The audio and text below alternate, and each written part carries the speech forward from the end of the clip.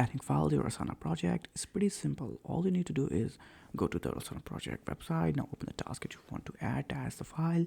In the task details, you can find the attachment section, usually marked with a paperclip icon. Now you can click the paperclip icon or attach the file button. You can choose your computer, browse your file on computer and select it. This will upload and be attached to the task. Now open the task in Asana project. Simply drag and drop the file explorer and drop it to the task detail area.